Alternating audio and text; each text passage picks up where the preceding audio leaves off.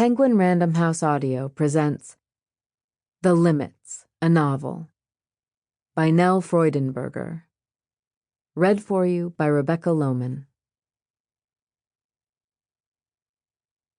Now I live here, another island that doesn't seem like one, but who decides? Elizabeth Bishop, Crusoe in England. 1. She was already underwater when the sun came up. 25 meters down, the first light hit the rose garden in patches, like a hand-colored photograph. Plated clusters of Montipora resolved from gray to green, brown fingers of Acropora blushed pink. The fish woke up, like birds. You could hear them snapping and grunting, crunching the coral between the steam puff and gurgle from the regulators. A trio of black-tipped reef sharks passed in the distance, propelling themselves with subtle, muscular flicks. They ignored the divers, who were so close to each other that Nathalie could feel the surge from Rafi's fins. She put space between them, then indicated some coral outcroppings a little farther on, where the coastal shelf descended, then dropped off sharply to blue. Nathalie would have preferred to dive alone. This was her favorite hour of the day, when her time was completely her own. Something was lost, even with Rafi. But things were done correctly at Criobe, and she was scrupulous about protocol as well as the research station's equipment. No pleasure on earth was worth risking the place she'd made for herself here. They backpedaled a moment to admire a school of yellow-tailed demoiselles wake up and start to feed. The damselfish avoided the white patches among the green, yellow, and purple of the reef, but the bleached coral wasn't dead, it was only empty. Either the tiny algae that lived in its transparent tissue would return, restoring the coral's healthy color, or that living tissue would shred away and die, leaving the calcareous skeleton. Rafi touched her shoulder. A moray was emerging from underneath a rock. It was the same muddy green as the kelp, and she had to admit that she wouldn't have seen it without him. Rafi had that gift for spotting what other people missed.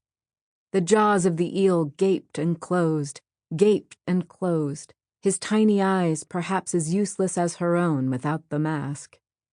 An iridescent blue-streak cleaner wrasse darted toward his head, safe in its knowledge that the moray wouldn't eat its sleek servant. Jardin de Rose was a beautiful name, but not entirely accurate. The Montipora looked more like mushrooms than like roses, and there was nothing cultivated about the landscape beneath them. It looked haphazard, but everything existed in precise balance with everything else. The plan had arisen according to the needs of each creature there, and not only the creatures. She really believed that the beauty was mathematical in nature, derived from the cycling of nitrogen and carbon through the living and non-living components of the reef. The idea that it could be gone in a few years was sick. When they came up, there was only 20 bar left in her cylinder, and Opunuho Bay was dark turquoise. Small waves whipped the surface, which had been still and silver on the way out. A sleek white cruiser was approaching the mouth of the bay, while a tug-style supply vessel she didn't recognize, R.V. Persephone, sat at anchor inside the pass, under a Danish flag. Vertical cumulus clouds sat over the water like greater ships, throwing blankets of shadow on the steep, bottle-green hills.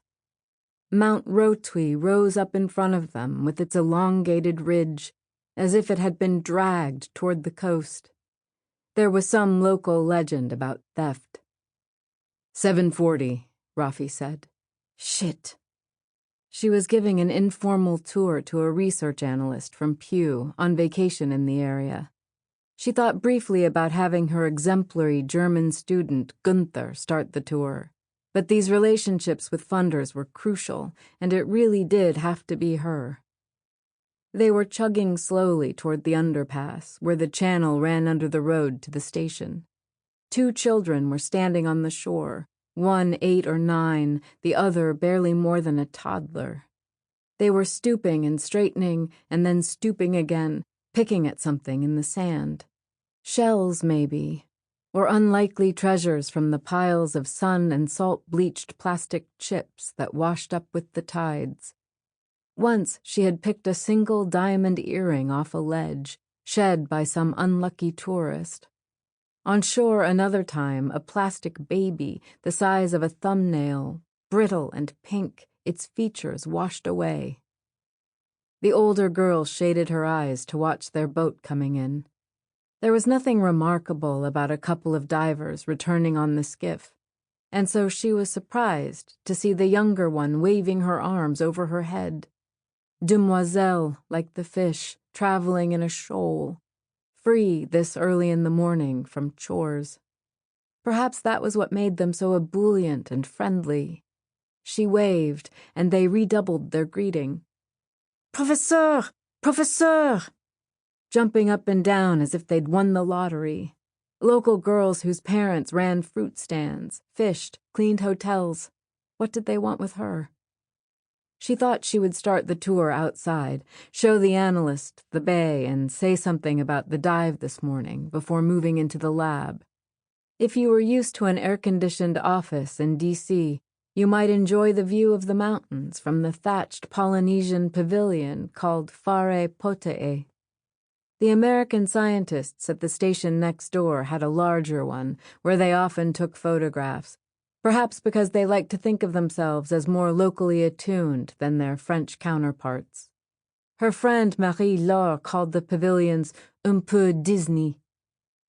Rafi guided the boat under the road and into the green channel. They anchored at the Criobe dock. It was 10 of 8, and they worked quickly, unloading the gear and hosing down the boat. She had a dry shirt and shorts in her dive bag, and she pulled them on over her damp suit, running her fingers through her wet hair. No time for coffee, but at least the delay would be short enough to excuse. But the girls had followed them. They'd crossed the road in record time. The older one was now scampering alongside the channel, pulling the baby after her. She was wearing a red Hello Kitty tank top and a ruffled denim miniskirt with rick-rack edging, a pink headband that secured a smooth top knot. "Telephone for you, at the reception."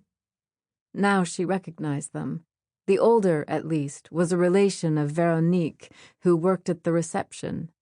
Tahitian, emaciated, of an indeterminate but advanced age, and dressed always in bright local fabrics, Veronique nevertheless seemed, in her sour disdain for nearly all the lab's employees, more French than anything else. It especially irked her when the friends or family members of the researchers who'd failed to reach their mobiles called the station.